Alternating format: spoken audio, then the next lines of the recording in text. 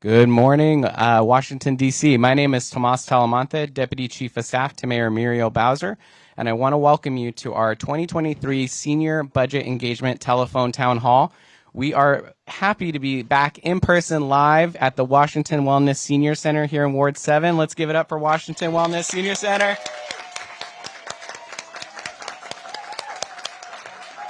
How I have missed seeing your smiling faces. So good to be back together. For our neighbors joining us across the district on our telephone town hall tool, we want to thank you so much for being here with us. As a reminder, we are going to save as much time of the program today for question and answer. So if you're joining us by phone, you can press 0 now to be entered into the question queue so that you can ask the mayor, her administration, your questions about the budget and what investments you want to see. So again, you can press 0 now. We will also be taking some questions from our seniors here at the Washington Senior Wellness Center. And then thanks to the Department of Aging and Community Living, we also have watch parties across the district. So we hope to get some questions from those watch parties as well. So I want to thank DACL. I also want to thank our Mr. Tomlinson, our director here at the Washington Senior Wellness Center, for hosting us. Let's give him a round of applause. All the amazing staff here. Thank you all so much. So we're ready to get started. So without further ado, we're going to start with Mayor Bowser. Mayor? Well, good morning, everybody. I am so happy to be here at the Washington Senior Wellness Center. I am happy to wish all of you a happy new year and thank you for coming out in person to see your neighbors and friends and to talk about the budget for the District of Columbia. And I know that you're probably like me. We watched our president last night talk about the state of our union and the soul of our nation and express the strengths that we're proud of, but also the challenges that we face together.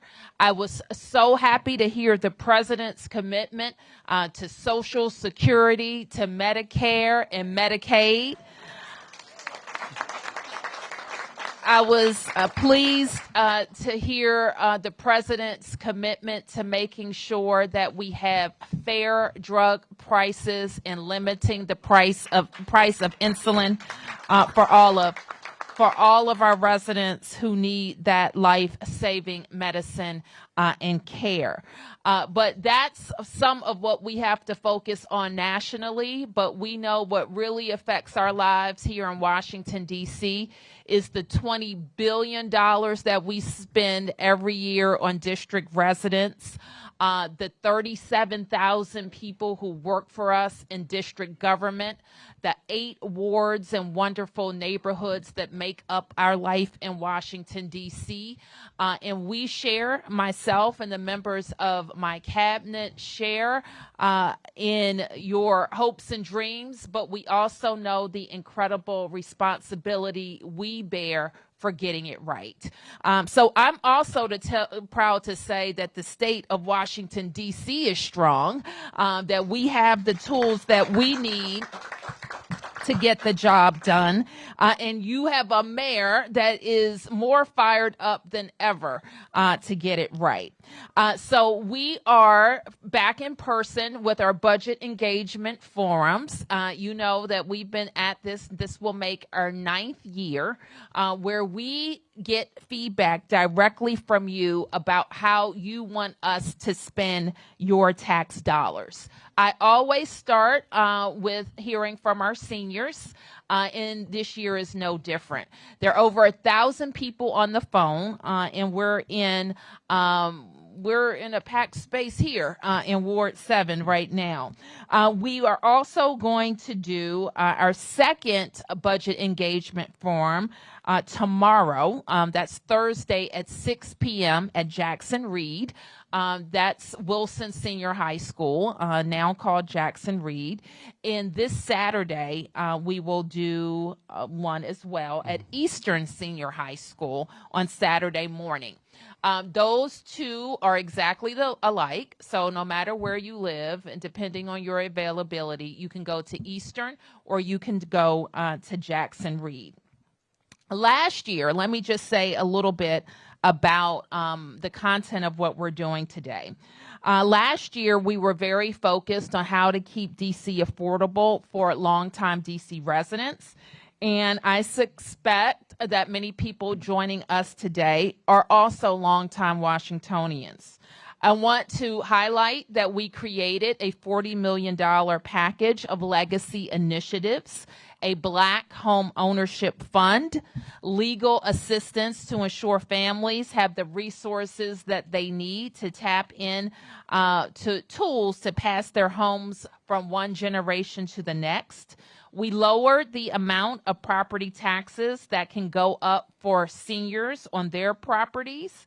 And we also funded a program that helps property owners update and maintain their homes, on top of what we have done with Safe at Home, which has helped thousands of seniors make their homes safe. So we know that we will continue to focus on how to keep DC affordable for people in every stage of their life, including their retirements, people right out of college or high school, or people looking to start a family. We've also been very focused on public safety and making sure that MPD has all the resources that it needs. We're proud of our police force. We're proud of our police chief, and we know working together hand in hand as community and a public safety team, we will make our community safer. But at the same time, I've heard loud and clear from many of you that you have some concerns about safety in our neighborhoods. So as we go through this conversation, it's critically important that our public safety team have the resources that they need. And despite the fact that you may not have children in our public schools right now, I also hear loud and clear from you about schools. I'm pleased that our Chancellor of DC Public Schools, Chancellor Louis Farabee, has joined us as well to hear more about your concerns. Let me just say a couple of things about what we included in last year's budget that directly impacts seniors. For example, $500,000 for free dental services, $2.6 million for personal tablets to help people stay connected, and $1 million for expanded transit options through our Connector Card program, and $750,000 in grocery card distribution. So those are a few of the things that we know were directly targeted to seniors, but we of course know that our whole budget, whether it's housing or transportation or education or social services, impacts the lives of a growing population in Washington, D.C., and those are our seasoned citizens. So once again, we're looking forward to this engagement. And before I turn it over to the city administrator and my budget director, I wanted to have the members of the cabinet who have joined us today just to stand quickly and introduce themselves. Good morning. I'm George Sutter, the Chief Procurement Officer for the District of Columbia. Hi, John Donnelly, the Fire and EMS Chief. Good morning, good afternoon. Louis Farabee, Chancellor of DC Public Schools.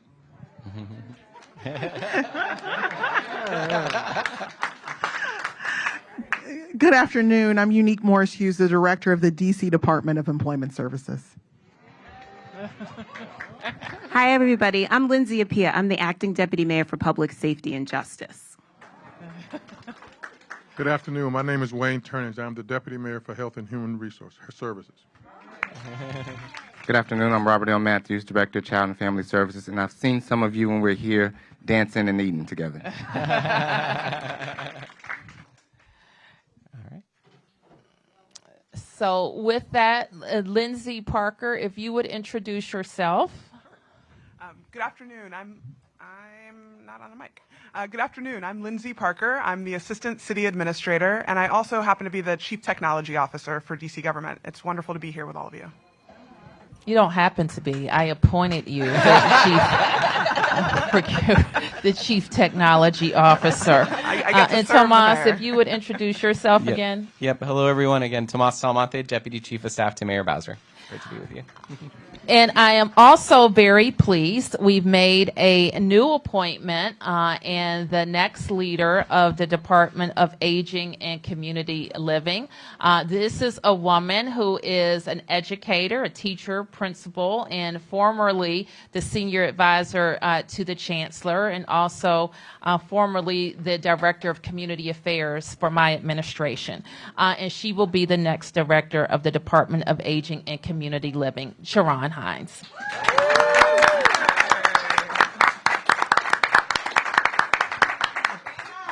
Stand up, Sharon. Good afternoon.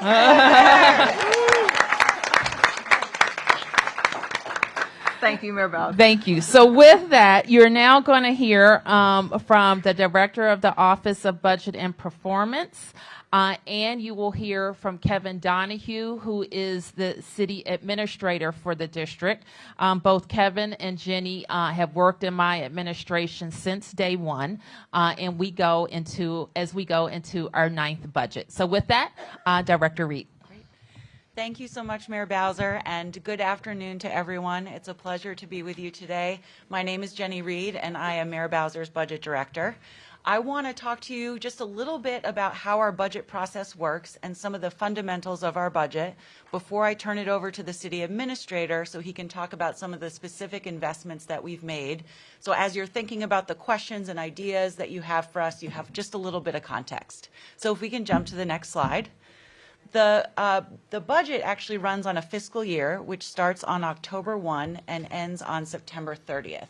And while it actually takes the entire year to do the budget from start to finish, it's really broken out into 4 different phases.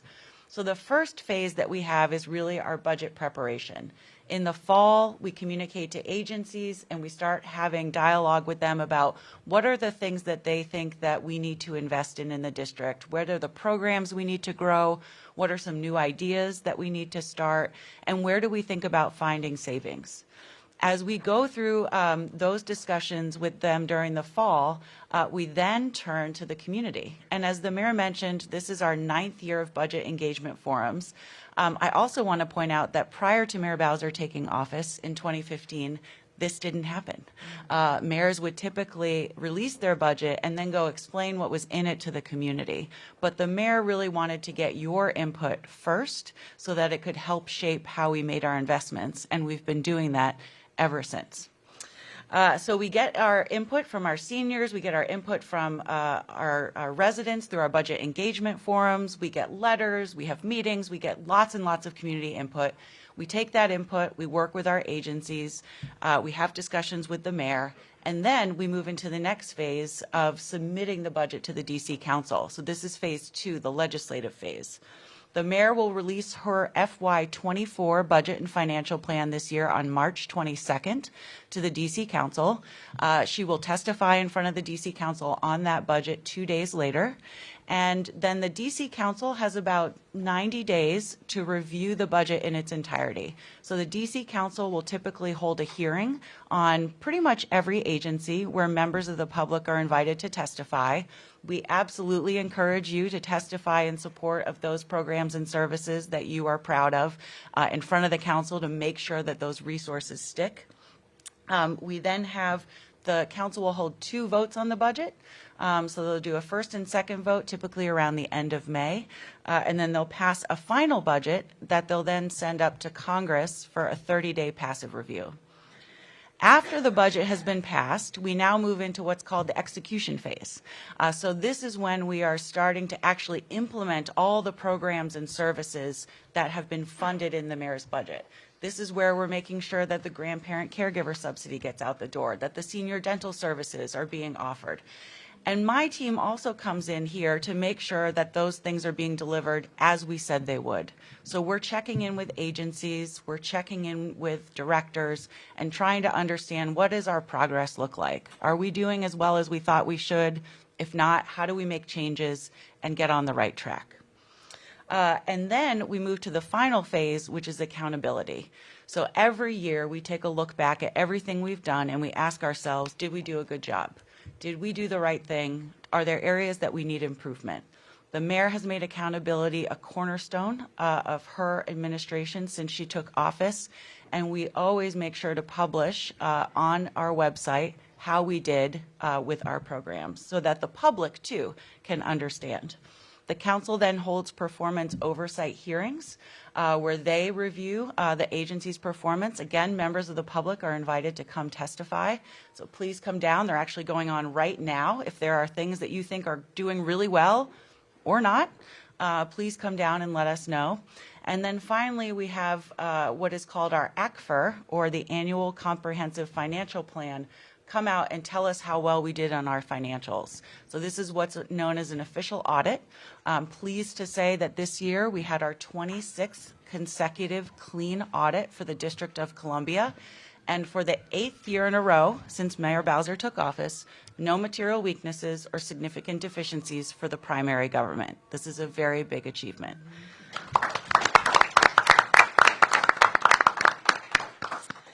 So now I want to talk a little bit about just the overall picture of our budget. As the mayor said earlier, it's a $20 billion budget. That is really, really big.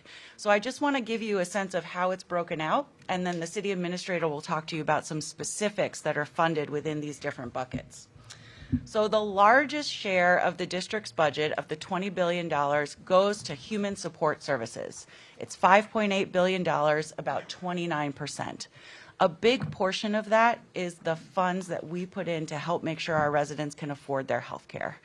So the district has very good eligibility programs for all of our residents to make sure that they can get covered. The next largest share of our budget is what's called enterprise financing and other. And I know that sounds really, really wonky. But what that really is, these are things like our debt service payments for all of the facilities that we construct throughout the city. This is our retirement contributions. These are some of our pensions for some of our most valued public servants. Not too far behind is our spending on education. That compromises about 20% of the budget, or $4 billion. That's where you find the funding not only to support the chancellor here, as well as our public charter schools, our public library, and our departments of park and recreation. Next up is our Public Works and Government Operations cluster at 12.5%. This is your DPW, Department of Public Works. This is your District Department of Transportation. This is also your Office of the Chief Technology Officer, your Department of Human Resources, and your Office of Contracting and Procurement. Next is our Public Safety and Justice cluster at $1.7 billion. This would fund our Metropolitan Police Department, our Fire and Emergency Medical Services Department, our Office of Neighborhood Safety and Engagement, and our Office of Unified Communications, who are the folks that answer the call when you call 311 or 911 and need some help. And last but certainly not least, economic development and regulation. This is about 4.5% of the budget, or just under $1 billion. This is where funding for our departments like the Department of Housing and Community Development that funds our single-family home rehab program is housed, as well as our important programs like through our Department of Small and Local Business Development. So with that, I will stop, turn it over to City Administrator Donahue, and look forward to answering your questions. Thank you. Thank you, Jenny. My name's Kevin Donahue. First of all, it's wonderful to be with you in person. I have been with the mayor since day one, and I've been in D.C. government for about 22 years. And I can say, I think having been to probably 30 engagement forums, they make a difference. As someone who's in the room when we have to close the budget and make trade-offs, the feedback we get from you absolutely makes a difference each and every year. So I want to thank you for being involved. So what you see here are just a few of the investments that go into that $20 billion. And I think each one has a story. As you read this, I'm just going to tell you a few of the stories behind them. Some of them relate to the recovery and comeback for the city from the time in our city's life that started in March 2020.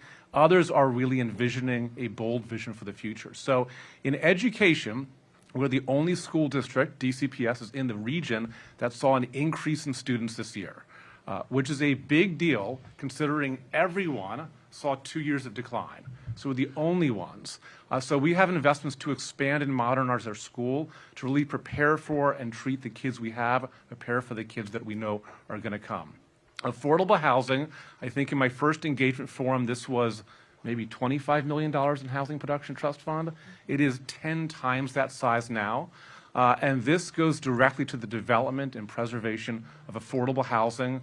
What you see here just in this year and since 2015 has created, I understand, about 1,300 senior units and about 900 in the pipeline. The story of public safety has been one in which we've seen declines in crime, but not in gun crime. So we've also seen, and this happened during the COVID, the city council eliminate the ability for MP to hire new officers for the better part of 2 years. So what we have here is trying to reverse that and stabilize our police force and invest in what we know are the kinds of engagement that young people need to be able to have a healthy, productive life. In economic opportunity to health, I think COVID really exaggerated the inequity we knew we had. So with $10 million in a new black home ownership fund to increase longtime black DC residents' ability to own and stay in their homes. And we continue to invest in and expand not just a high-quality new hospital east of the river, but also 2 urgent care centers. And finally, the story of transportation is that people move around the city differently. Our bus service is actually at where it was before COVID. People don't really take rail as much. We know people speed more often. So, yes, exactly. So in this year's budget, the mayor set aside funding to move to construction all the safety plans that DDOT had developed over the years, but did not have the funding to be able to put shovels in the ground. We also know that as people take more buses, they have to be able to move more smoothly around the city. So you'll see more bus lanes and more protected bike lanes to be able to allow people to stay safe as they move through the city. Now, all of this, if you move to the next slide, relates to what the mayor often calls DC comeback. And it's actually a written plan too. If you go to comeback.dc.gov, there's a plan. And so every 5 years, the federal government requires each state, and we are, in this case, considered a state, to have a comeback plan, or rather an economic development plan. And given how much has changed since 2017 in our city, the vision the mayor had for the comeback plan was not going to be limited just to growing our tax base and business vitality, but really looking at what a bold vision for the city ought to be over the next 5 years. And that includes a vibrant and transformational downtown. It includes addressing inequity in home ownership, in net worth and income, providing pathways from education to the workforce, and making sure we are a home to the industries that we know pay well and are growing in this country. And all this are things that we've asked agencies as they prepare this budget to envision what does this mean from an investment standpoint. And as part of where we want your feedback too. And with that, I'll turn to Sharon Hines. Thank you so much, City Administrator. Well, good afternoon, seniors, and thank you again for joining us today. As Mayor Bowser mentioned, my name is Sharon P.W. Hines, and I am so humbled and honored to serve as the Acting Director for the D.C. Department of Aging and Community Living. Before I begin to share just a little bit more about me, I want to again thank Mayor Bowser for this appointment. Thank you for your leadership in ensuring that district residents continue to thrive and for entrusting me with you. Is everything okay over there? That sounds like a phone, maybe. I also want to acknowledge previous leaders you all have come to know over the years at the department when it was the DC Office on Aging as well. So if we just take a moment to honor the strong advocacy and legacy of the late E. Veronica Pace. Hey, Veronica. Jerlene Williams, Dr. Clarence Brown, Donna Dunstan, Dr. John Thompson, Brenda Donald, Laura Newland, and most recently, Jessica Smith. I'm incredibly grateful for their leadership, and I look forward to building upon this important work. While I may be new to the agency, I am no stranger to DC or to DC government. As a third-generation Washingtonian growing up off of 8th Street Northeast, The most important role I've held to date is community servant. For the past 4 years, I've had the pleasure of serving our city's youngest residents as the senior advisor to the DC Public Schools Chancellor. Prior to that, I had the privilege to serve on a daily basis around the clock to the more than 700,000 residents, including you, our seniors, as the director of the Mayor's Office of Community Affairs. I've always strived to serve the communities that have poured into me and made me the woman I am today. And that same effort will continue as I take the reins at the Department of Aging and Community Living. As the daughter of a disabled Gulf War veteran who's watching right now, I'm giving a shout out to my daddy.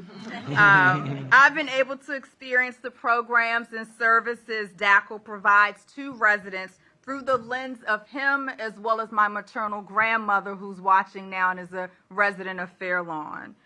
We want all older adults in DC to be knowledgeable about senior housing, tax benefits and relief, transportation, nutrition, wellness, and of course social events, because I love to party. We want you to get connected and remain engaged with us. I know a lot of work lies ahead, but I want you to know that no matter the transition, this agency's commitment to you has not and will not change. We will continue to ensure your most critical needs are met while working together to build back stronger communities for tomorrow and the days ahead. Over the next several weeks, Monday is my official start date, but you know we're in Super Bowl spirit. I'm kicking off today with you all. I'll be working closely with Team DACL and our Senior Service Network to get to know all of you. I look forward to hearing your priorities, your ideas, and what it means to live boldly. If you do not have it, those of you who are listening and those of you who are present, please feel free to reach out to us at 202-724-5626. That's a pretty easy number. 202-724-5626. We have staff standing by for your calls, and I look forward to picking up the phone sometime too. So thank you so much for your time. I look forward to hearing from you, about you, and all that we can accomplish together. Enjoy the Budget Engagement Forum. Thank you, Director. And that siren you hear means it's time for question and answer time. So if you're joining us by phone, you can press 0 now to be entered into the question queue. We do have some questions lined up on the phone, but we are going to start with our first question in the room. So I think we can go right here, you in the lovely light pink sweater. So we'll get started with you with our first question. If you can say your name and where do you live in? Good morning to the mayor and to everyone that's here. My name is Janice Austin Mason, and I am a proud, wonderful member of the Washington Senior Wellness Center, right here. And one of I was raised, I'm from old school Bowser, and we always say, thank you. I want to thank you from the depth of my heart and our members for all that you have done and everyone has done. We want to thank you. We want to go even higher. But I'm going to go on with my question because I talk a lot. One of my questions is about expanding our center. As you can see, we're busting at the seams. I know Mr. Mosey and Ms. Minor will tell you we're busting at the seams. And we're getting more people every day. And the second question is quick. I'm coming. It's on transportation. Thank you for the connector card and the other card. I'm a proud recipient of it. But what we have is we just need some more because we don't have enough cabs. We don't have enough, even when we have metro access. And they do need to be trained better because some of them are not senior friendly. But I want to praise the ones that are. But I just want to say thank you. That's just 2 little questions. Thank you. Ma'am. Well, thank you for those questions. And so I think the first questions relate to space. And so we want to talk about our capital improvement program, which is how we make and renovate new spaces in the district. And I think that, we have a multi-year plan where we can look at our centers, our rec centers, our schools that need to be updated. So I'm going to hear from my team what we know about this building. And if it's not in the plan, we'll talk about how we can get it in the plan. Well, thank you so much, Mayor. Thank you for your question. So we do not currently have something in the budget to expand this center. But we look forward to speaking with our agencies about what the options are to expand the footprint at this wellness center to accommodate the needs that you have. I'm excited to say, have in Mayor Bowser's budget, I think, two big investments that are really important. One is a brand new senior wellness center in Ward 8 that has not, we're very excited. That is to be delivered in December of 2024, I believe. Yep. And then also later this summer or early this fall, the brand new modernized therapeutic recreation center will also open up here in Ward 7. The center that's going to be located at Kramer? Is that where That's the Ward 8. That's the Ward 8 center. Yes. Is going to be in the parking lot. That's right, of Kramer. That's right. Thank you.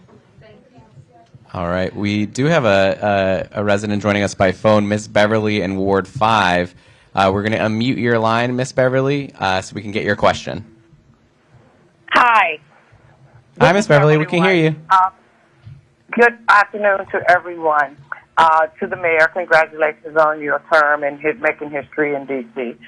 My question is, can everybody hear me? Yes, ma'am. They can? Okay. My question and comments were about affordable housing for seniors. I see all the time where we are always saying affordable housing, affordable housing. I am 69 and a half. And for the last 10 years, I have been trying to get on board with senior housing, talk to someone about senior housing, what it is to get on the list, what it is to get into building. For one, to no avail. I have not been able to speak to anyone. No one has been able to ask questions. And so now I have been living in Ward 5. I've lived all over D.C. since 1971, but I'm in Ward 5.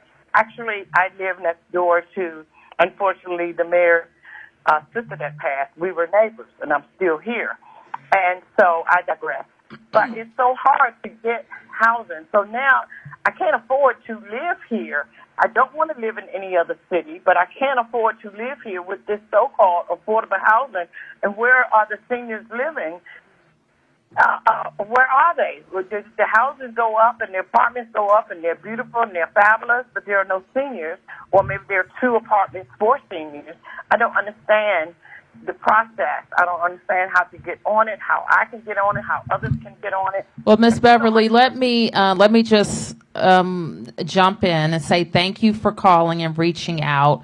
And we definitely want to make sure that our staff at DACL is connecting you to all of our housing resources. And the truth is we need to build more housing, and we need to build more housing that's specifically for seniors. But I also want to make sure that people are connected to the resources that we already have, which are pretty abundant. So you heard the city administrator already talk about our commitment to more production, over $400 million last year. We have a target to hit 36,000 new units by 2025, and we're working hard to meet that goal. I still remain concerned, especially for seniors with limited and fixed incomes who are renters. Because as you heard Ms. Beverly say, that there are increases from year to year that don't match your income from year to year. So we continue to work on below market rents for seniors. At the very low part of our income spectrum, what they call the 30% and the 50% of median income, And we're also working on more ways for seniors to be able to get into public housing.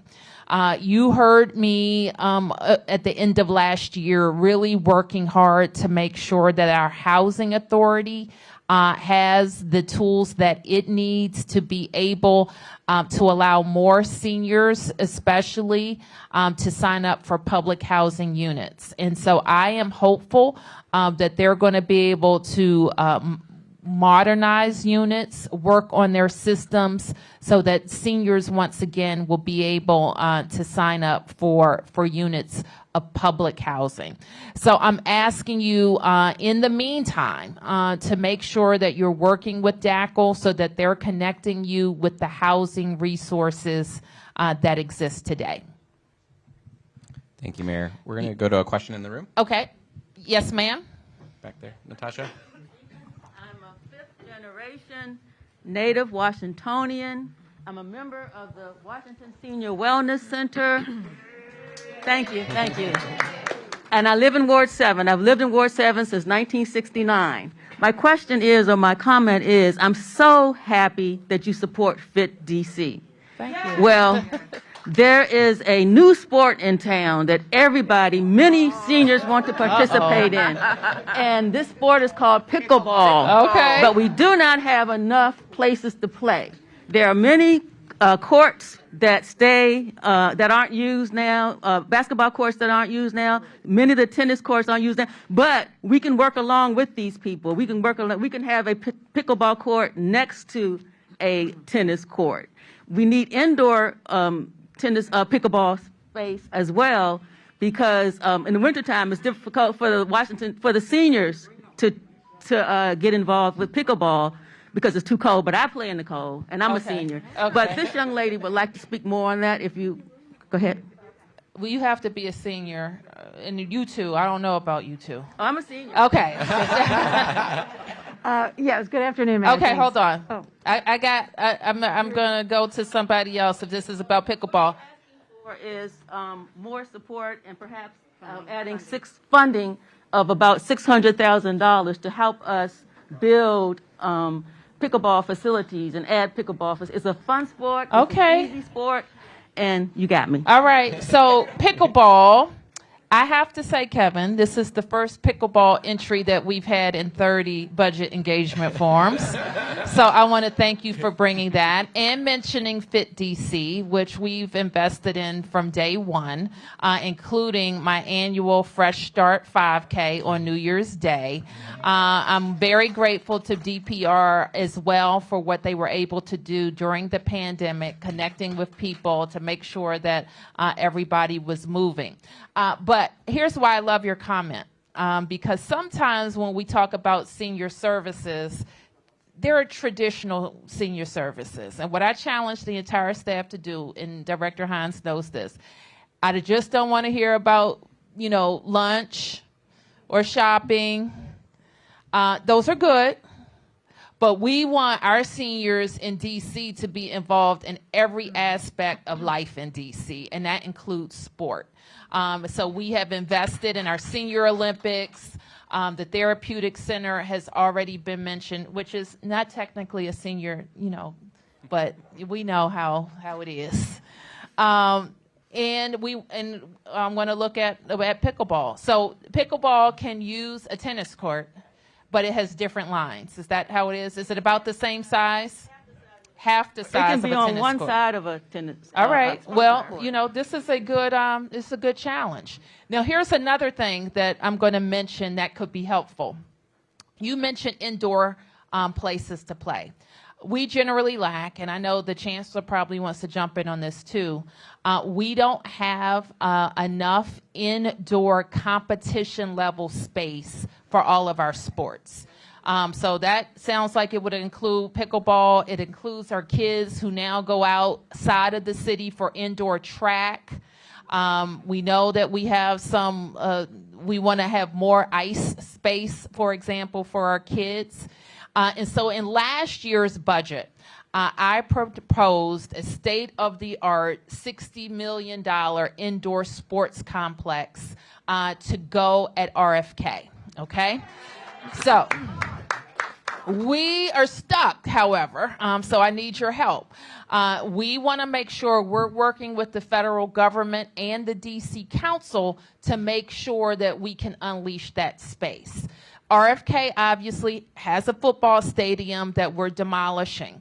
And on that 100 acres, we know that we can have a beautiful multi-use space that is housing, that is commercial, hotel development, but that has an abundant amount of recreation space, including our new $60 million facility, a stadium for our football team so that they can be winners for Washington again. And so we're going to continue to work with our Congresswoman and the council so that we can get moving on that project.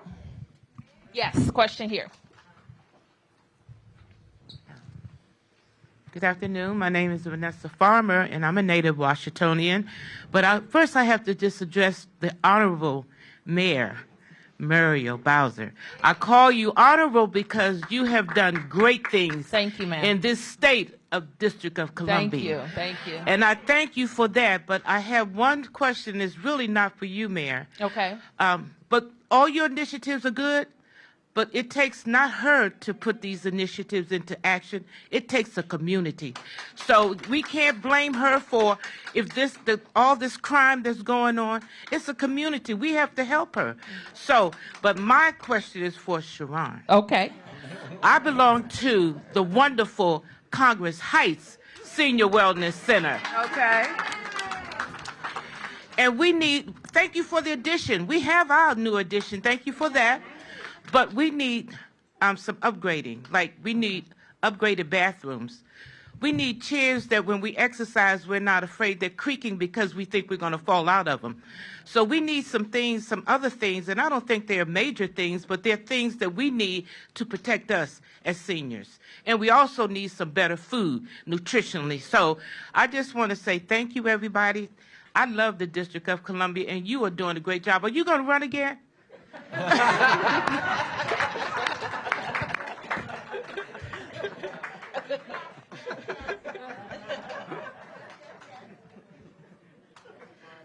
All right, so you got that, Sharon? Yes, I do. Thank you. Okay, and we're going to make this a fabulous 48 months, the best 48 months in the history of the District of Columbia.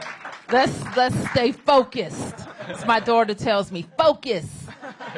Yes, ma'am. And then we're going to come to the phone. Thank you. My name is Miss Margaret Morris, and I'm from Ward 8. And my question is to you, for your budget this year, what is the plan for better streets in Ward 8? I understand you do have budget, street bumps, but we need a lot of more streets being fixed in Ward 8. So that's I what I love would that like question.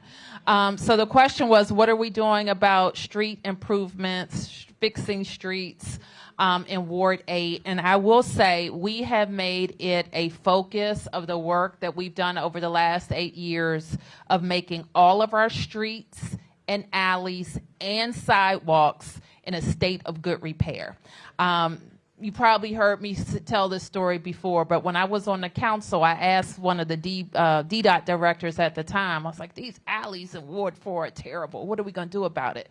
And he said to me, at this rate, with this amount of money and this amount of people focused on it, it'll be 40 years until we get to it. And you know what? He was telling the truth. So the focus that we put on it, we looked at all of the streets and alleys and sidewalks. We put them in a database. We did some numbers.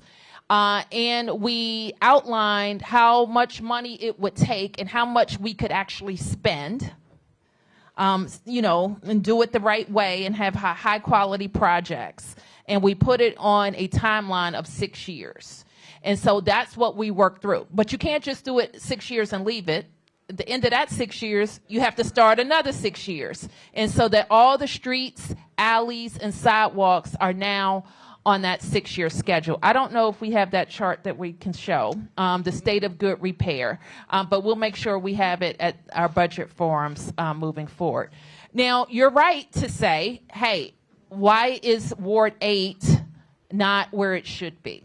because I believe that when we started this, Ward 8 streets were behind other wards. And so really staying focused on how we can fix those streets is what we're working on. Now, here's another problem. The speeding is epidemic. And the dangerous, aggressive driving is off the charts. And the fact is that more people in Ward 8 are seriously hurt or killed in car crashes than any other place in the city. So I know there's been some growing pains with some of the improvements that we've made around slowing traffic, and I'm going to ask you to bear with me on that. All right, bear with us. And we're going to do a better job of getting out early and explaining what we have to do. But what's behind it is that the level of serious injury and fatality really is off the chart. It's affecting a lot of people in Ward 8. And that has largely to do, I think, with the improvements that have been lagging, but more to do with the way the streets are laid out and people can go faster. So we are doing everything possible to slow them down, to keep our seniors, who in this case we consider a very vulnerable population, because a lot more seniors are walking, using assisted devices that are on public transit, and our kids who are crossing streets to get to school. So we're pretty concerned about it. But you have my commitment to making sure that we're getting out early so that you know what's coming. The last thing I want to say about this is call us. Call us and say, this is a dangerous intersection. This is a dangerous street. People are going too fast. Because the other thing that was kind of below the average in the city is the number of calls that we've been getting from Ward 8 around traffic issues. And sometimes those calls drive the attention of the department. Although we switched it said, DDOT, you can't just go where people are calling. You got to prioritize where people are getting hit and dying. And so some people don't kind of like that switch, but we've decided we have to make that switch so that Ward 8 in particular is getting the attention on traffic safety that it needs. You're welcome. And I'm a member of the center. All right. Thank you, ma'am. Thank you. We're going to go to the phones for our next question. I do want to remind people that are joining us by telephone to press 0 to be entered into the question queue. We're going to go to Miss Miller in Ward 7. Miss Miller, your line is unmuted. Yes, hello. Yep, we can hear you. My name is Margaret Miller. I'm in Ward 7. And I'm a senior citizen, and I ride the bus sometimes. I get the transportation also from the Department of Aging. And now the transportation, I'm just concerned about more police force out here because it seems like to me we've always had crime, but it's has escalated.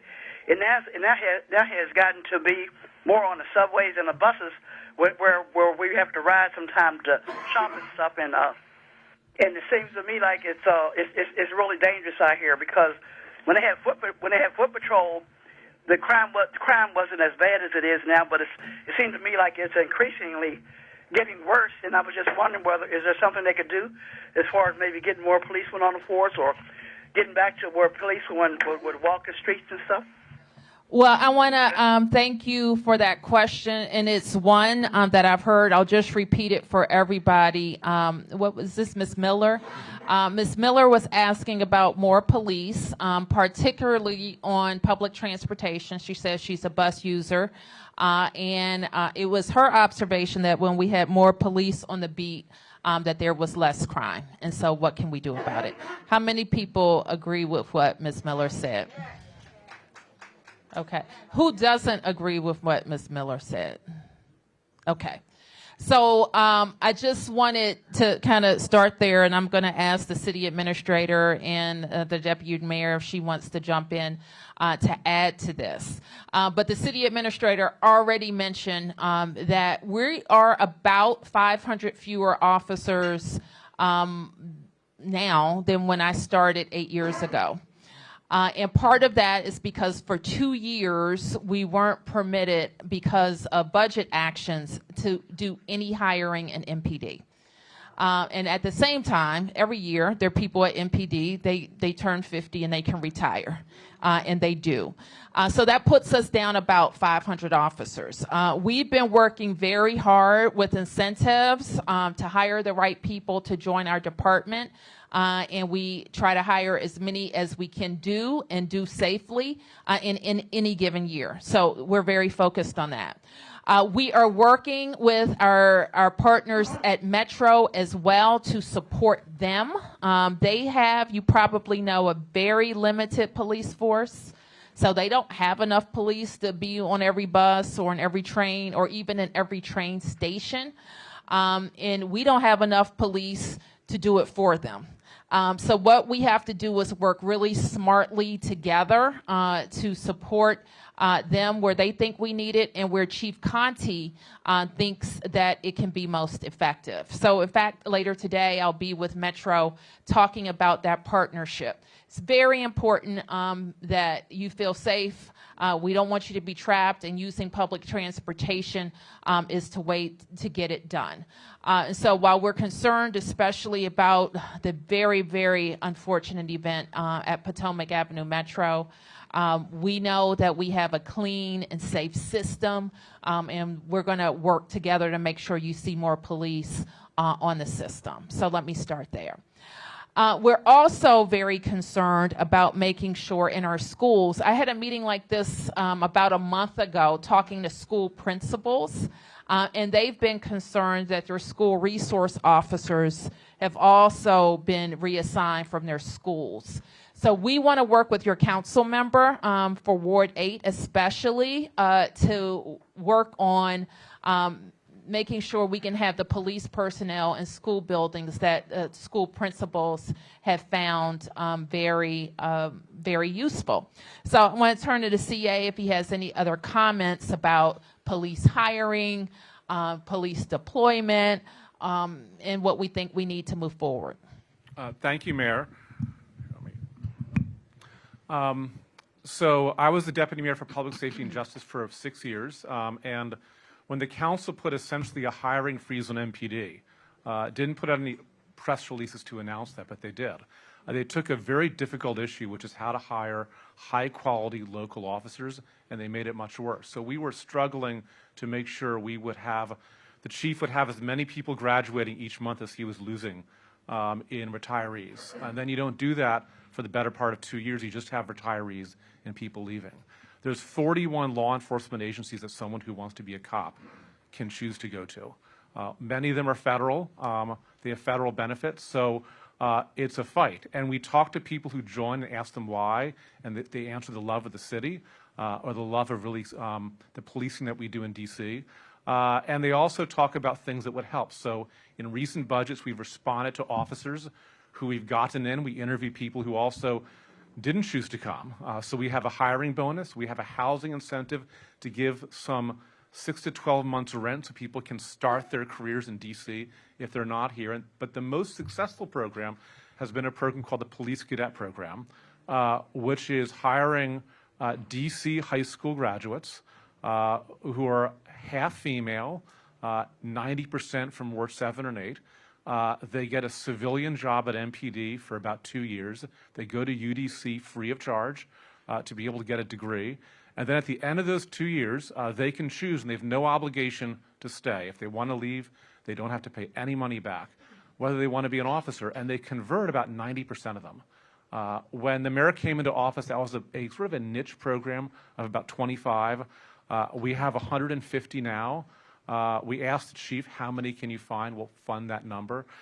So it's trying to be really creative, like the cadet program, to make sure we grow again, but in a really responsible way. And this all has an effect on deployment because the very same council members who voted to freeze hiring also called the chief every week asking for more cops in the streets. And that's the irony of it. And the school resource officer is the only council member who really had a strong position to bring back school resource officers was Trayon White. We're recognizing that they are our best cops and they're needed in schools to be able to keep kids safe.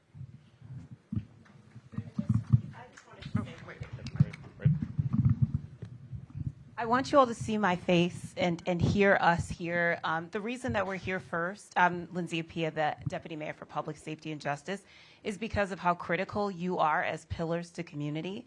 And so you heard what we're doing as a government to increase more officers.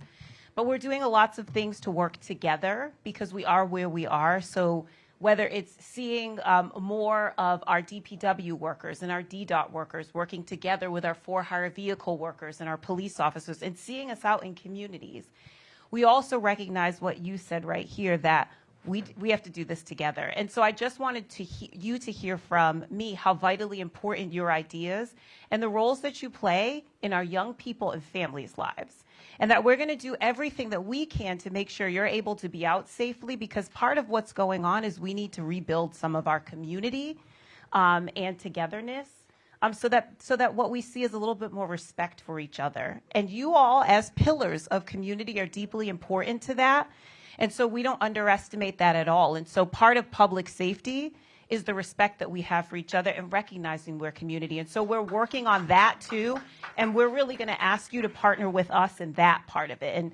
And we're going to do everything we can to make sure we have the officers and the government resources necessary for you to feel safe to be out and in community and wrapping around some of these young people that you see in families that you know in your community need support. And we'll resource that, because it's going to take all of us together, because we are a community here, right? It's not just us as government or you as our residents, but really working together. But we will make our city safer again, right? We will. So We're going to take another question from the phone, and then we'll go to some more questions in the room. Mr. Robinson from Ward 8, your line is unmuted. Mr. Robinson? Go ahead, Mr. Robinson.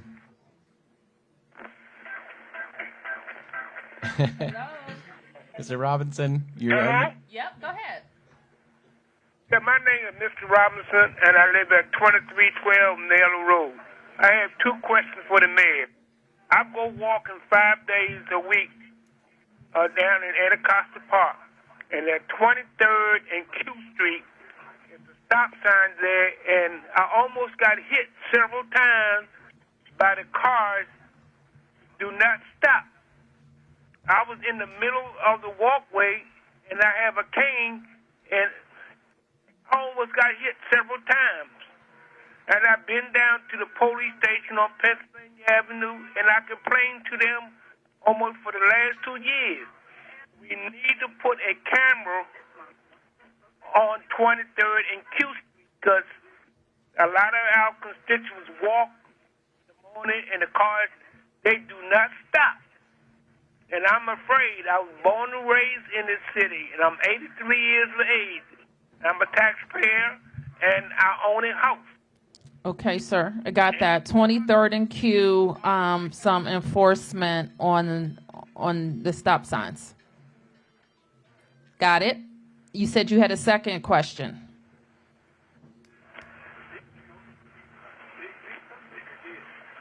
Also, our alleys on here near the road, each year is filled up with a lot of leaves, and they're not picked up. Is there a law against our alleys that the Department of Utilities cannot come out here and keep our alleys nice and clean? And thank you, Mayor, you're doing a wonderful job. Thank you. And I appreciate that question. So alleys, we will come in and help clean up alleys, but we also ask the community to help us keep alleys clean. So alleys are not on a regular cleaning schedule, but if you would like to add an alley to the cleaning schedule, you call 311, and they do alley cleaning as requested when you get in the queue. Now, I will say, when I was an ANC commissioner, one of my favorite things was to organize alley cleanups. And the city will help the community and we have an office for Clean City, by bringing out bags and rakes, also calling DPW to bring out the Packer truck. So if the community is organized, the ANC commissioner, a block captain, the Citizens Association can organize these cleanups to help with spring cleaning and to help with everything else. Now, a part of that outreach was also reminding neighbors what their responsibility is. All right? And so, you know, when I say that, it starts with public education, and then you know what comes next? A fine. Now, nobody wants their neighbors to get a fine, right? So we have to, in the spirit of what Lindsay just said, make sure that we're sharing with each other what the responsibility is. DPW does have a team that can do that by just giving flyers to say, hey, do you know you're responsible for cutting the weeds on your side of the fence, even if it's on the alley side? Hey, you know, you're responsible for bringing in your trash cans out of the alley by dusk. Did you know that? Hey, you're responsible for making sure you're putting your trash in the can, not on the alley. Hey, you're responsible for raking your leaves. So these are all things that as the ANCs, the Citizens Associations, we can work on that public education together. And especially I see in some communities, there have been communities of longtime neighbors, right? So you've developed your norms about how we're supposed to live together. And then there may be new neighbors who don't know what those norms are, like pulling in your trash can or not making a lot of noise on Sunday, which was always our rule on 7th Street. Or, you know, we're not cutting the grass on certain hours or on holidays. So we just need to be able to remake those connections. And do I see your ANC commissioner back there? No? Okay. Yes, Commissioner, I thought so. And so we can look, you know, to all of our community organizations to help with that. But in the meanwhile, Naylor Road, call 311 and ask for an alley cleanup. All right, thank you, Mayor. We're going to go to some questions around the room. I know we have a question up front. Yes? Ty, if we can bring the microphone here to the Ty, with the interpreter right here. Yes, thank you. Go ahead. And then, ma'am, you're next. So I believe I have two questions.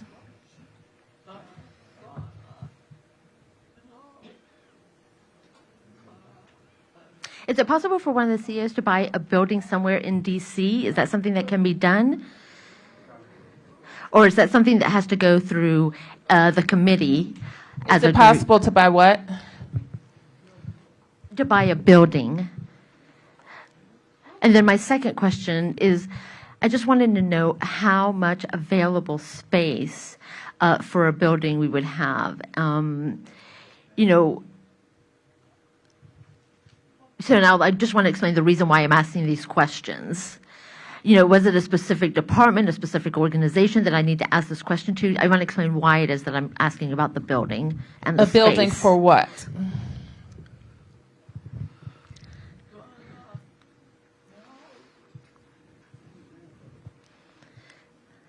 So one of the founders of the CEOs for a senior deaf center that is located in New York City. It's actually in Brooklyn. So they have a deaf wellness senior recreational center, and it's in New York City. They also have one in Connecticut, which happens to be my home state.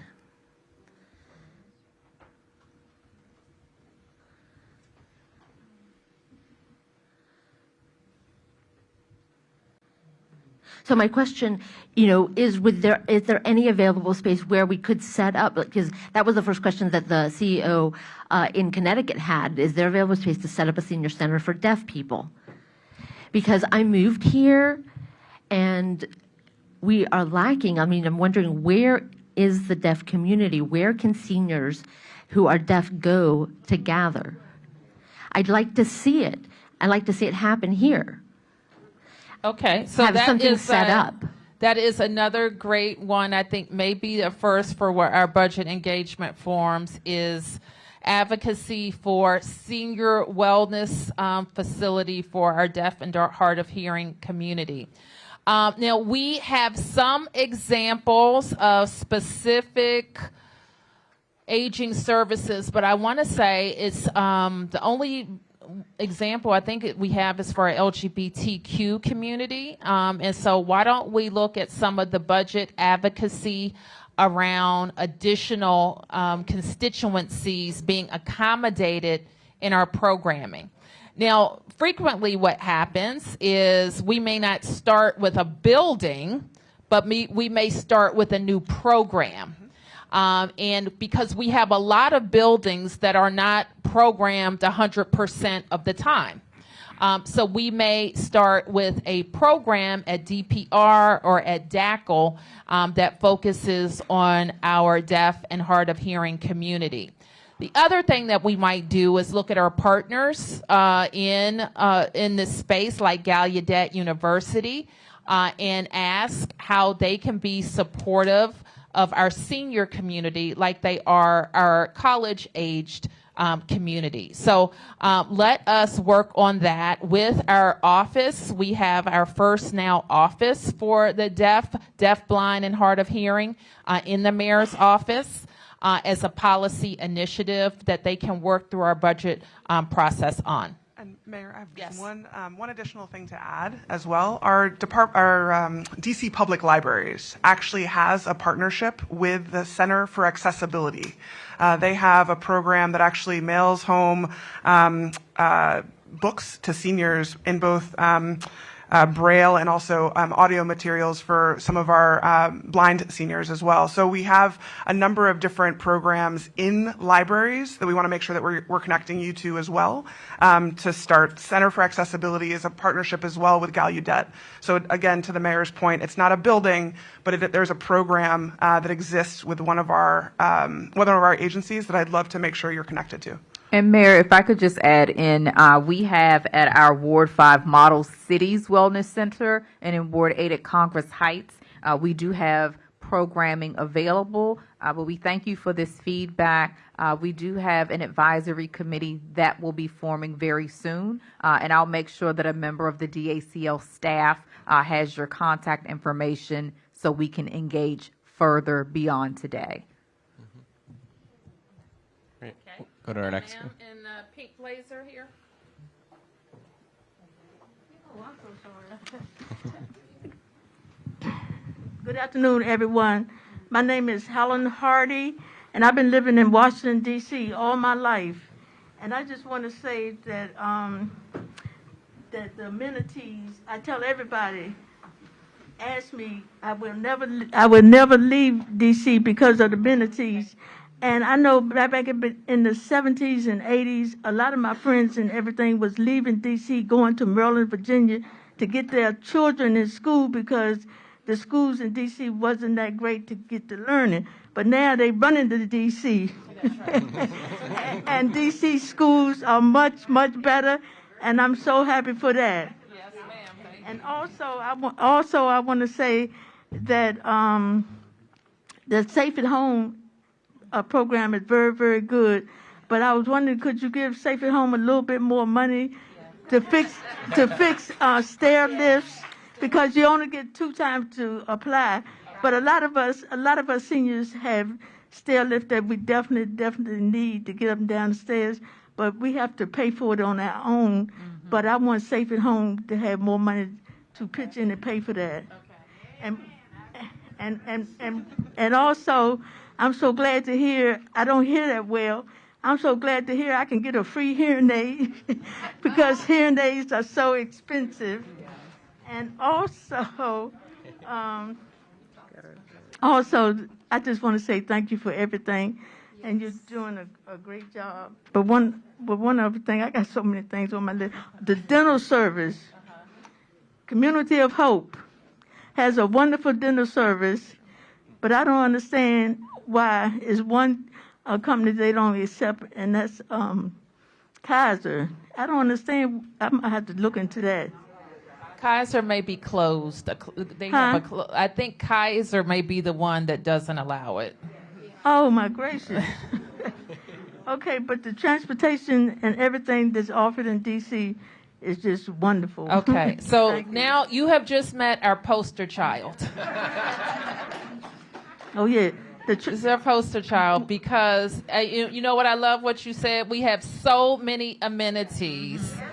And it is true that when, we can thank probably Marion Barry for starting the Office on Aging and Anita Bonds for making the Department of Aging and Community Living, but most especially you for making sure that our budgets and our priorities always reflect how you are going to age and age well in the district. And it is, I've unfortunately had the family experience of trying to get services out in some of these counties. They just do not exist for seniors like they exist in D.C. So it's true. But what I also heard in your comment was that you have gotten them. Like, we create some of these programs and then we find out that people aren't connecting to them. So let's start with Safe at Home. If you haven't heard about Safe at Home, it's a program that I started, I think, 8 years ago. Because what is the best housing for seniors? At home. The housing that you're in. If it's safe. Okay? And this is what seniors, some of the decisions you have to make as you're getting older is you want to make sure that you're safe. And sometimes when I talk to seniors, I realize when they're talking about moving, it's because they don't feel safe. And if they did, they may want to stay in the place that they're in longer. And so that's why we created Safe at Home. We did expand it. And this is one thing that I am really focused on doing. But again, I'm going to need your help. We have a lot of programs in our city that are focused on the very low income, which is right. It's just the right thing to do. But then I hear from other seniors who say, I'm just outside of that income and I'm not getting any help, Mayor. And, I've paid my taxes. I've done all the things I'm supposed to do. And now that I'm older, I'm not getting any help and I need some help too. So what we do every year is always try to figure out how we're going to get a little bit more, get the income levels up. So I don't know where we are with Safe at Home now. Maybe, who knows? Anybody at DACO can tell me. I think we're at, I'm trying to get it up higher. So if you are a single or a married retiree with 2 pensions, you probably don't qualify for Safe at Home. And so what we want to do is get the income levels up a little bit more so that more people, not rich, but may have a little bit more, will qualify for some of our programs. So that will continue to be. That's going to be a theme that you hear from me in this 4 years and in this budget. How can we help some folks who've made it to the middle class? You heard President Biden. I'd love to hear him talk about how we are letting people who've made it to the middle class stay there and help more people get there. And that is by focusing on some of the needs that you have. Right now, the limits, for example, on Safe at Home is $72,000 for individuals and $82,000 for couples. So if you make more than that, you probably don't qualify for anything in Safe at Home. And so we're looking at those eligibility numbers. You also raise another point that I'm talking a lot, I'm sorry, but that we're encountering with our cameras. You may have gotten those early on and you used them, and now they either need to be replaced or repaired. And so we'll look at the requirements for those programs to make sure that if you have them, that they're in good working order. Also, Mayor, as Janice Mason mentioned, one of the main problems we have in D.C. is that it's wonderful, like the card that we have to connect the card. Yeah. It's a wonderful, wonderful thing. But we have I get stranded 2 or 3 times, maybe it's a month or 4, places where isn't just not enough cab services and Okay. things to pick you up. Okay, let me look into that. Yeah. That's one But the second but the comment we service heard. itself is wonderful. Okay, all right. Next question. Yes, ma'am. Hi, friend. I welcome you here. Thank you for taking my invitation. 3 weeks ago down east of the river, we took our picture together. Yes, ma'am. Thank you for coming here. Thank you. You could have got another building, but you came here. Yes, ma'am. Two of my friends behind me want to ask a question about the speed bump on Good Hope Road and help with the senior housing ownership. Okay, you want a speed hump on Good Hope Road? Speed bumps. Speed humps on Good Oh, Hope. she Okay. said bumps. Okay. I got it. Okay, on Good Hope Road, then help with the senior home ownership.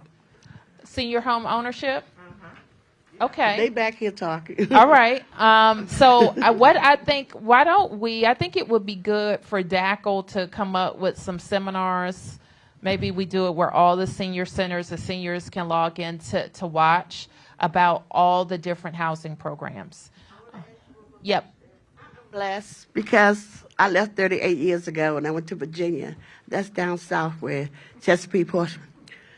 And Section 8. I do have Section 8. I'm thankful because I travel from Virginia to D.C. And I believe somebody told me that they opened the Section 8 back up to people here. Is that true? Because it was 7,000, what? No, it is 2017? not true, except what you probably are thinking of is we have had a real big push on going through the list and making sure the list is current. And so the Housing Authority, Director Reed is on that new Housing Authority board. And so the Housing Authority is now going through that list. And so they're having big events to make sure that anybody that's on that list should be on that list and updating it. And if once they get through that process, if there's space, then they will open up specific buildings for people to sign up who are interested. You bet. All right, we're going to take one last question from the phones, and then we're going to go for a few. We have time for just a few more questions in the room. We have Ann in Ward 4. Ann, you should be unmuted. Yes, hi. I would like to ask the mayor if there could be an exemption for the replacement of rubbish and recyclable bins for seniors, exemption of cost. I think if that could happen, we probably could cut down on the rat population. Okay. So Ann's question was, could we waive the fee for replacing our city trash cans if they need to be replaced? Let me look at that, Ann, because I think seniors now pay half, which is about $35, $25. Okay. I'm going to say you couldn't go to Home Depot and get a trash can for $25. So let me look into it, though, because the larger point was, do people avoid replacing a damaged can because they don't want to pay, and then that leads to rats. So that's something for us to think about. But also, I just want you to know that our focus on rats, especially in some parts of the city, it's been a problem. We're very focused on it. Okay, so I'm going to take three more. 1, 2, 3. Yes, ma'am, in the orange, yellow shirt. Excuse me. Good afternoon, Mayor. Yep, good afternoon. It's great to see you. You too. You're looking good. Thank you. You and the rest. My name is Margaret Beatty, and I lived on Buena Vista Terrace. That's the famous street. It's in between 28th. It's in between 28th and Gainesville. Okay. Now, my question is to condemn apartments and homes. What can be done about them? They don't address the homes that live there. I live in a home down there, and I need to know about if anything at all can be done about these apartments that's been sitting there for 12 years undone. All right, ma'am, I'll take down that address. I'm going to have to get back to you on that question. And also, there's a company across the bridge. I don't know the name of them, but they're a cleaning company. And I don't know if they have to stay on that side of the bridge, or could they come over across Pennsylvania Avenue to the southeast area? What, to do street cleaning? Yes. I Okay. mean, the truck comes, but it's not like this company. They work like ants. Okay. And they, All right. they get it all done. Okay. Thank Street you. cleaning. We'll check into that. Thank All you right. so much. Street cleaning. Yes, ma'am, in the back. Good morning. We're going to get you the microphone.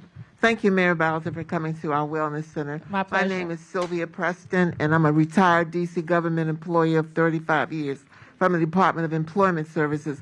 Like many people in here that are retired, you know, Maryland has a lot of initiatives, and I appreciate all initiatives you've given us so far, but would you support an initiative like Maryland has where government retirees are exempt from D.C. taxes?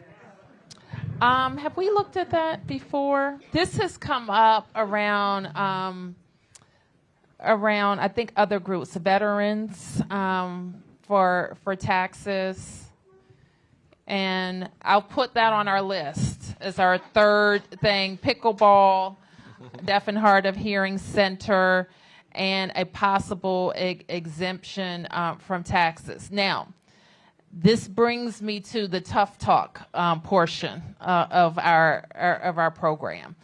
And you've heard me talk recently a lot about our comeback plan, why it's so important that we bring our downtown back, so important that our workers come back to the downtown so that we have a vibrant downtown. But part of that is also important because without it, the value of the properties downtown goes down, right? So you just think about your own home. If the value of your property goes down, what? But it also means that if the value of the property goes down, they pay less taxes to us. If they pay less taxes to us, I have less money to spend on you, on schools, on trash, on all of the things that we just talked about. So just like you in your own household, when you're doing your budget, you look at the money you have, and that's how much money you can spend. If that money goes down, you can spend less. And so right now, our money went down a little bit for our commercial property, like our downtown. It went down a little bit. We have to plan for if it goes down a little bit more. I mention that because if we did not collect taxes from a lot of people in D.C. who are government pensioners, it goes down a little. It goes down some more, and then we cannot make the investments that we just talked about today. That's not to say that it's not something that we can put on our list, because there may be another benefit to doing that. But that's kind of the environment that we're in right now, which honestly is we haven't been in 8 years I've been mayor. Our money has been going up. But right now, coming out of COVID, it's either even or it's ticking down just a little bit. So in the budget engagement forms, we have to decide if giving a tax cut to some then helps us in another way, then it's still something viable. The other thing that we could do is say, maybe I want to give you a tax cut, like the president talks about, but then give somebody else a tax hike, which, you know, would be tough to do in this environment. What I have pledged is that I am not going to increase your property taxes, okay? We're not increasing property taxes. The council has already increased taxes on high earners, like over, I don't know what number they decided on, over $150,000. Is that right? That's not that high.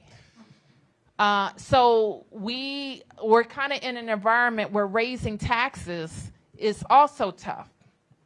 So during this budget process, as we're trying to think about new programs like pickleball, or new programs like what we just heard about, or increasing very successful programs like Safe at Home, we're also considering how we're going to say, hey, agencies, you're not spending that money as well, or it's not as effective, or it's still sitting there.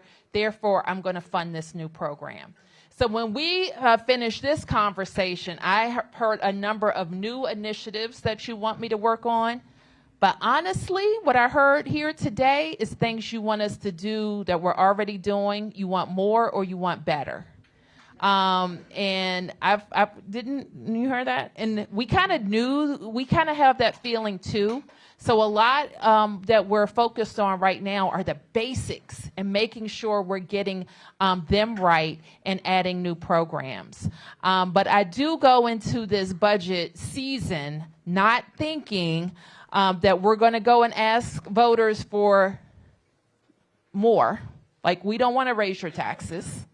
So we have to do better with what we have and add some new things. So that's kind of how we start on this discussion. But to your point, you're not the first one to raise it about government pensioners and veterans possibly receiving a tax break. Okay, I don't think you were. This is number 3. Yep. Good afternoon, everybody. Good afternoon, esteemed mayor and esteemed council and other members. My name is Ms. Lee. I live in Ward 5. I am a multi-generational Washingtonian. But just a couple of things. Do you do everything 100? Absolutely not. Are you trying? Yes. So I want to applaud you for that. Well, thank you. Out. All right. Yeah, I'll take that. But I was doing a Ready to Play survey last week, and I am a young senior. Thank you. But I was looking, and it was kind of difficult for me, and I'm literate. So what about the folks who are not as literate? Because the way it was, I think, oh, okay, I had to go back 3 times and scratch my head. But anyway, I got it done. But we do have to talk about the literacy issue. Everybody's not literate. Number 2, Parks and Recs. I love y'all. I could be the spokesperson. Y'all should hire me now to be the spokesperson. But well, we are hiring. But I need to be the spokesperson. Okay, I'm gonna look at that. Yes, hire me now with your approval. Yes, it's like the who you know factor. But at the same time, Madam Mayor, a lot of people, they didn't know about the different programs. So I've been out in the community talking about the no-cost programs that they have, for seniors. But a couple of my neighbors said, oh, we don't know how to do the online thing. So a lot of people are frustrated. So my question is, will you ever go back to some in-person registration for people who are not the digitally literate? Thank you for your... Well, I appreciate that. And I do get that question a lot. I would take that feedback for seniors. We are trying to figure out ways to make it more available for our young people too. So we're going to keep working on that. And one final thing, maybe when everybody's training, maybe you should have a training on multi-generational training, because it's so different. When I was teaching, I actually did a session on multi-generational training, because we have the traditional, we have the boomers, we had the Xers, the Zers, the Xers, the alphas, and all those folks. But we have to really know how to work with them. To the ladies' point, some of them, they're not mean, they just don't know. So I think a lot of times it's lack of knowledge. So if even in your city orientation, maybe do a multi-generational session for like an hour or 2 and do some role play. Thank you for your time. Well, thank you for your great suggestions. Yeah, no, definitely. And in fact, you're spot on. One of the most popular trainings that our DC Human Resources Office performs is all about how to deal with the different generations that you have in the workforce. So we definitely need to do more of that. So thank you for that. But I also wanted to take a second to talk about some of the events that are coming up for seniors. Sure. Is that okay? Yep. So first off, I love the Fit DC shout out. I loved the Fit DC shout out. And in fact, there's a 5K coming up that we'd love to see everybody. Yep, it's the Her Story 5K coming up on March 4th down at Freedom Plaza right by the Wilson Building. So we'd love to see you all there. Next, you also want to make sure that you're putting on your calendar today the Senior Fest that's happening on May 31st. That's coming up. That'll be at the Gateway Pavilion again this year, which is super exciting. And then the Senior Games. Now, that's not until September, but to that Fit DC shout out, make sure that you're thinking about what you might be able to compete in. I think that's August 8th, 11th through 24th. So that's going to be, in a little bit. And I said August. I meant September. Okay. Very good. Okay, so you just got Budget 101. How was it? How was your Budget 101? I think it was fantastic because of your feedback. I want to thank all the members of my cabinet who participated.